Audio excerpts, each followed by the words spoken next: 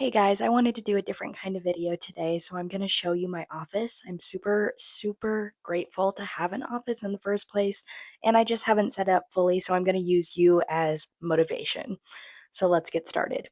So first of all, you walk in, the first thing you see is that gorgeous desk. I absolutely love my setup here. I have some of my favorite pieces on the wall. This piece is one that I painted myself in high school. If you don't recognize the quote, it's from Trapdoor by 21 Pilots. And the music notes on here are the notes of the actual line from the song that I quoted. I'm so proud of it. And then, of course, the Lord of the Rings map.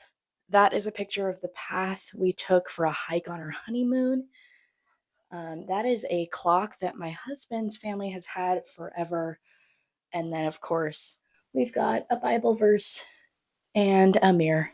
This lamp is gorgeous. This little hobbit hole is gorgeous. I got this fake plant on Amazon because I can't keep anything alive. Fun fact.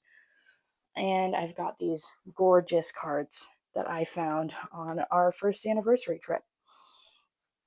So there is the desk and the wall.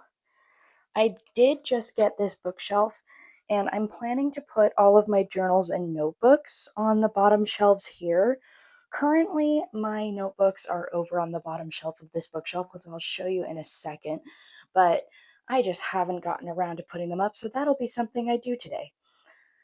And then I've got some packages. I've got some sewing supplies. If you guys didn't know, I'm a little bit of a crafter, but a little crafty. And those will eventually go in the bottom drawers here, which are currently empty. And then this big box here, if you got a glimpse at that, that is going to be a wooden filing cabinet. It matches this wood pretty well, and it'll replace this ugly plastic container here, which will be really nice. And all right, time for the bookshelf. This is where I'm keeping all of my kids' books. I love collecting children's books that are nostalgic or something that I would love to read with my kids when I have kids eventually. So let's go through them. There's some classics here that I'm sure you can see. I've got Roald Dahl, which I plan on both reading to them and having them read themselves. My favorite is Matilda. I think that's pretty easily explained. And then we've got Narnia. This is in the wrong order, according to my husband. He is a very big Narnia fan, and he wants them to be in the order that they were written rather than chronological. I think it should be in chronological, but he's going to kill me when he watches this video. We've got Robin Hood, Winnie the Pooh. Winnie the Pooh is one of my favorites. It's one of my mom's favorites as well, and I will definitely be reading my kids Winnie the Pooh. This book probably should be on the shelf below, but if you haven't read it, it's set in World War II, and it is such a good book. It's such a good way to introduce an older elementary school kid to the Holocaust and some of the terrible things that happened. Because, yes, I do think that children should know the terrible things that happened in history. Um, Another example of that is Roll of Thunder, Hear My Cry.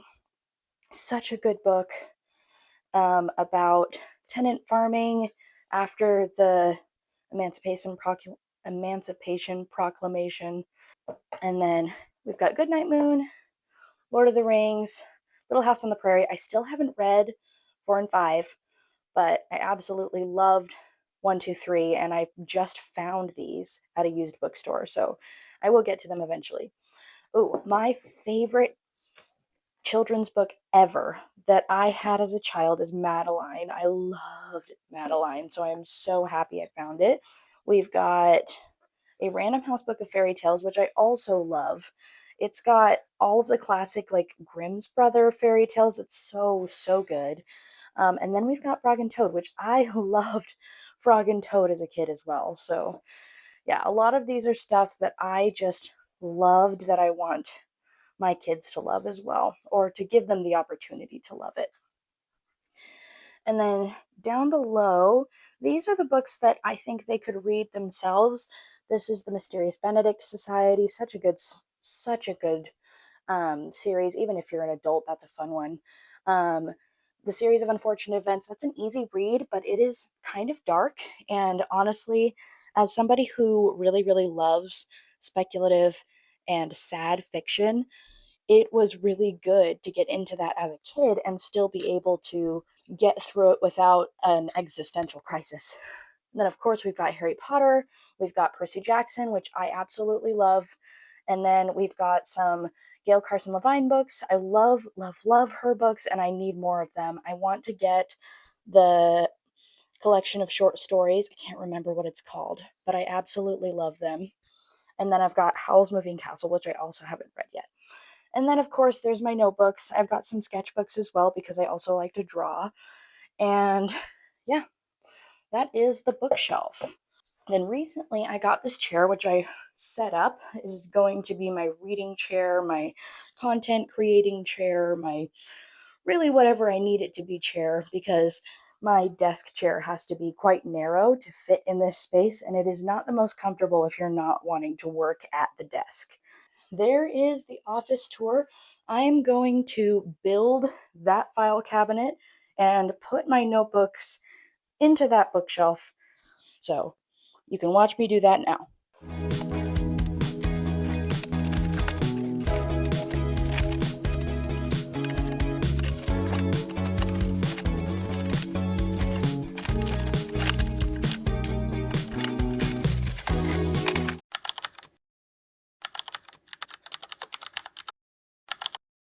Okay, that took way longer than it needed to, but I'll show you the finished product. There it is. All done. Anyways, thank you for watching. I know I said I'd do the bookshelf, but I do not have the energy after building that file cabinet, so I'll see you next time. Bye.